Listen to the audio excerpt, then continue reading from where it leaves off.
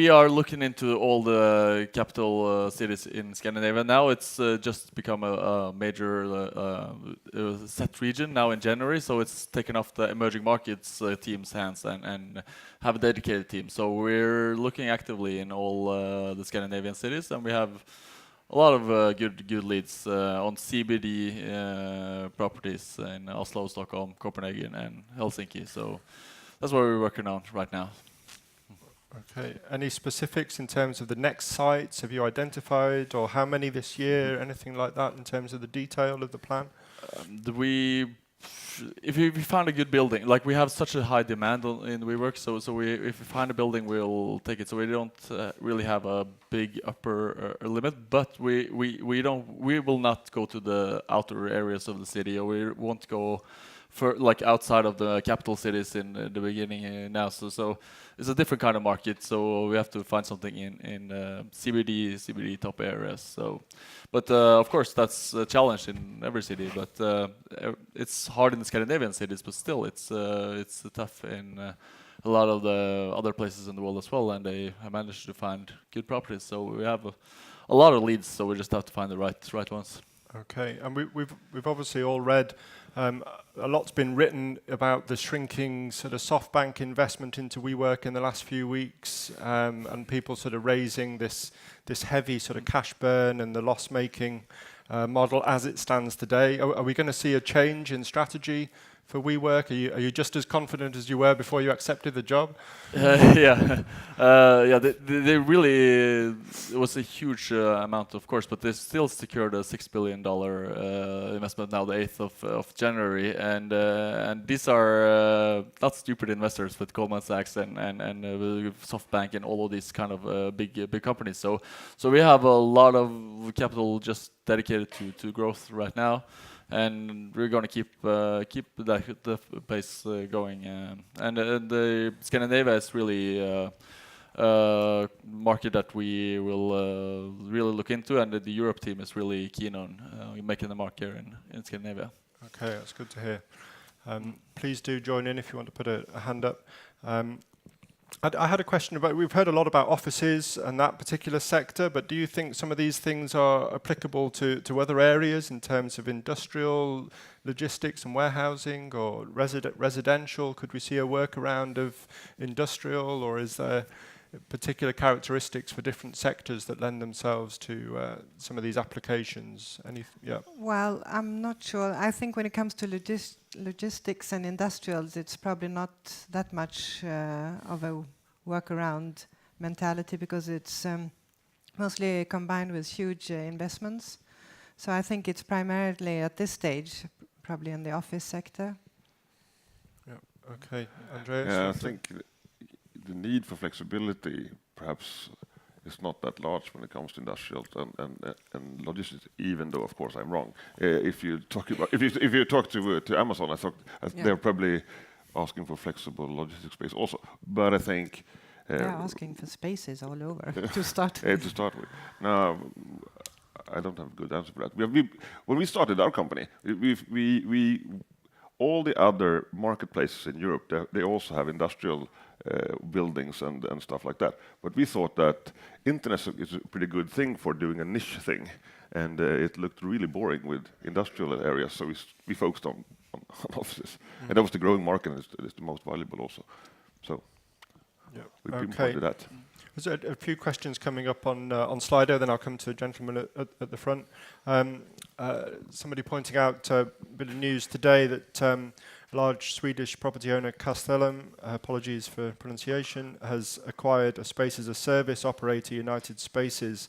Anybody got a view on that?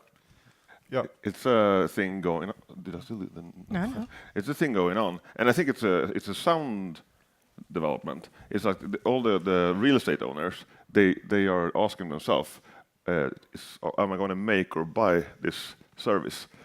Are they going to take in WeWork, or are they going to try to do it themselves? And the thing that they actually understood that they couldn't do it themselves, they're buying other actors. I think there's a sound development in this business. But this is a development that's going to happen. Who is going to own the end customer in the real estate game? But you definitely do see a growing market from the landlords doing this themselves Absolutely. as well, definitely. But I think that's the way to go to get people that actually know something about flex office and co-working, because you can put in a huge capex and make like a great location if you're a big landlord. And I think this is good because all the landlords will be active in this kind of flex office market now and get a feeling of it. But it's better to use people that could actually turn it into a good co-working space than to try to do it, build it from themselves from the ground up. Yeah. So, yeah. Okay, been waiting very patiently. Yeah. Thanks. Ed Price from Pembroke. I've just got a quick question regarding, unless this is already happening, would WeWork look at entering the incubator space of the science park model? And equally, would the science park set up welcome that kind of operator with open hands? I guess is a question for both. So yeah, so that's the secondary location that we're looking into is like the science park kind of hub.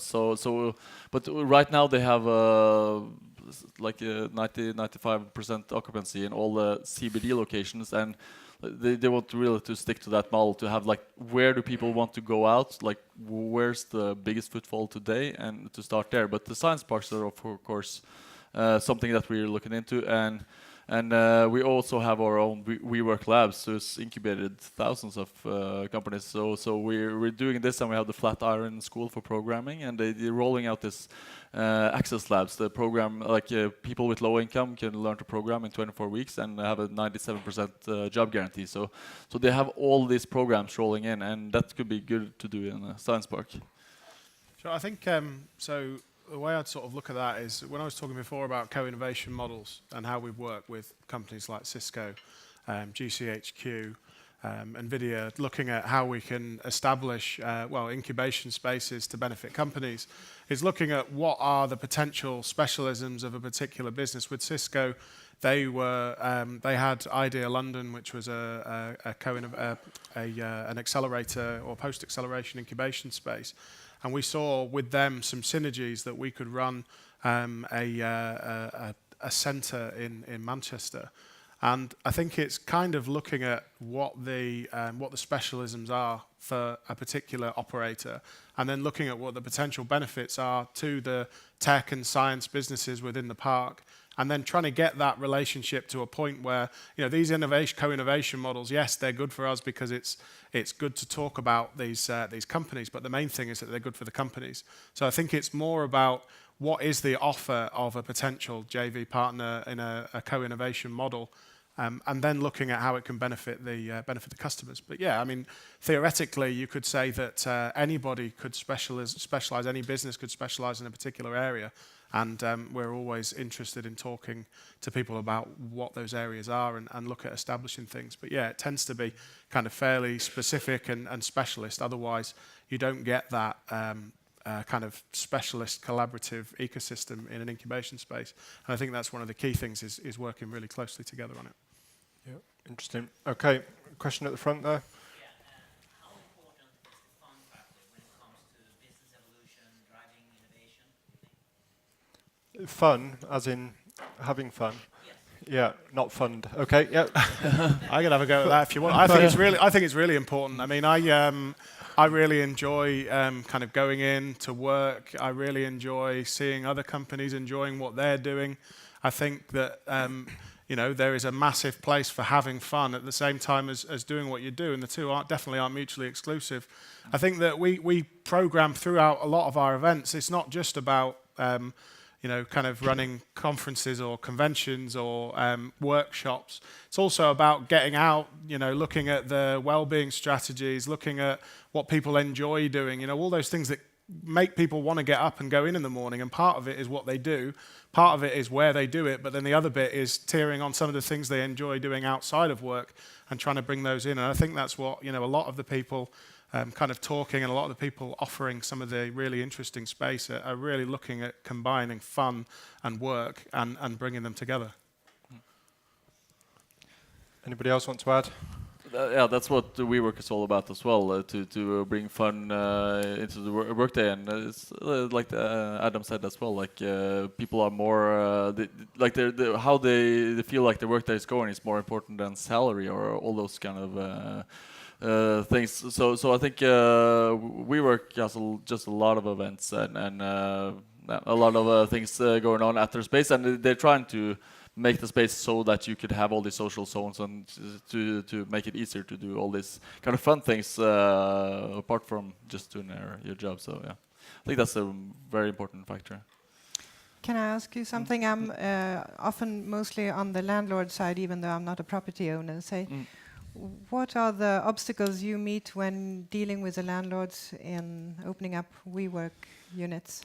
It's the classical thing that we only go for this prime CBD locations, and then you have to convince the landlord, okay, they can rent it out to a bank for 15 years, shut the building down, put out the big doors, get high just market rent, and so we have to convince them that it's a real asset. I didn't have time to go through all this, but they made a survey saying that having a WeWork in the building will give you a big premium on when you sell it, and also we do these rev share models, which could add statistically 25% on top of the rent. So we have all these things, and it's about vitalizing the building and make it like a more attractive building for sales and later. But the main obstacle is that it's not a lot of vacancy, and you can rent it out to whoever. And a lot of companies think that okay, steady cash flow from a bank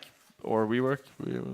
We don't really care about that, but we think that landlord will have many advantages just going for WeWork operation there. And we're doing this especially in Oslo, in our home market. A lot of these rev share models. That's what we're discussing now. It's not us. We are pushing like the real.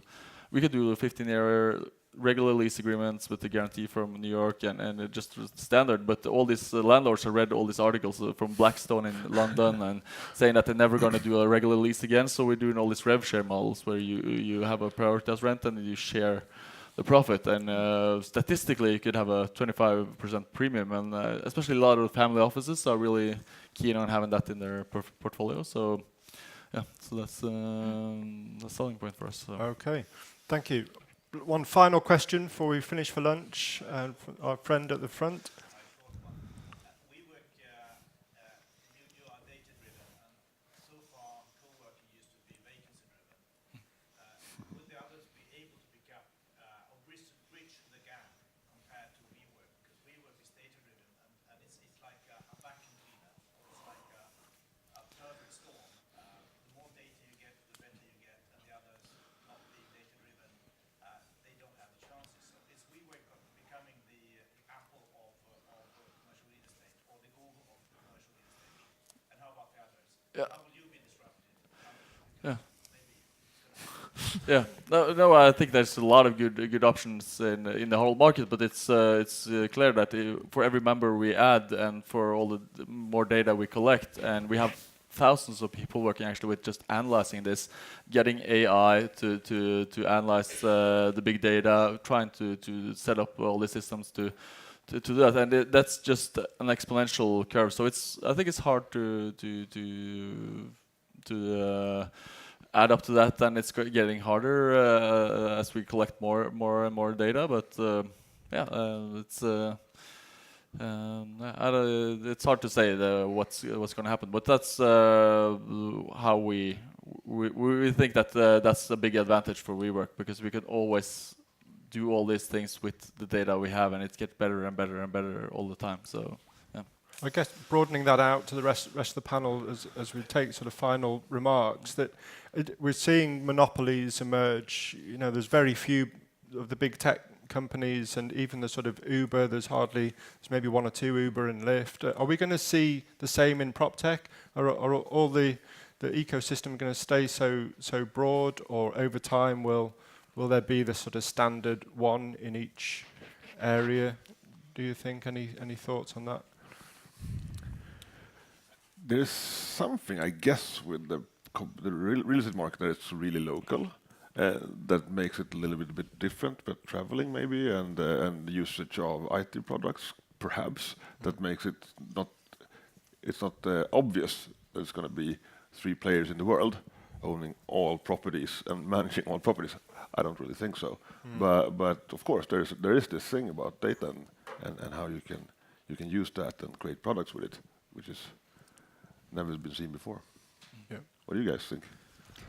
Yeah, I agree with you. I mean, one has always said leasing is local, but which is not. It's turning into becoming global. But I still think we have a few years on us. As I said before, that there's still a big understanding gap that needs to be filled, and everybody there's still business types that are not looking at this very open kind of leasing units, but of course the data, everybody's out to get all the data about everybody. So that's going to be developing. And I see, after listening, as I said earlier today, with all these programs that there are, it's very interesting, very usable, and definitely something worth looking into, so that as an advisory really emphasize on the property owners to start investing in these and looking into it. It'll make it easier for them and for us working with their properties. Absolutely. Hopefully, we will see a lot of winners and not just a handful dominate. On the side there, from a PropTech Norway perspective, we run this PropTech community, and that's just really fragmented. We're like 50 different PropTech startups in that community that we're trying to build up, and it's no big players there. So I think a lot of the new ideas pop up in these small companies. And we had this debate in Norway about the landlords have all the capital, of course, a lot of experience in real estate. Why is not one single Norwegian PropTech startup coming out of a landlord in Norway? Like every startup is going out of those companies, started their own companies. That's like something we could think about as well. That's a good question. Yeah, good observation. And also big, like we had this on the debate, like all the startups in Norway, like 50 startups, not one is from a traditional real estate company. So they all felt that they had to leave the company and start their own company, or they come from completely different industries. And you see that with Netflix disrupting the movie industry, or Airbnb doing the hotel, so Uber in the taxi segment. They don't come from the taxi or hotel or the TV industry themselves. They come from the outside. And that's what we saw in Norway as well. Like all these PropTech startups are coming from the outside. So I think it's like Google's, the biggest threat to Google is not all these big companies, and same with WeWork. It's like 2 guys in the garage finding a new idea, and then it's just great, and it will disrupt the market again. I think that's the thing, exactly. The disruption is healthy. I mean, we've got, as I was talking before, over 500 companies working across our portfolio who are all trying to disrupt a market in a certain type of way. So WeWork are a disruptor. There'll be another disruptor in every market, every one of these markets, and it's healthy because it shouldn't just stay the same and be the only way you can do things. So I think data and technology enables that to happen faster, and it means that companies can scale a lot quicker. But that also means that more traditional providers have got to become more reactive. Otherwise, you have more of the likes of Blockbuster and Netflix and ones along those lines. But there'll be more disruption, and that's the aim. It should constantly disrupt. Okay. That's a nice visionary way to draw things to a close there, and lots of subjects to carry on conversations around over lunch. Join me in thanking our panelists and speakers again. Thank you.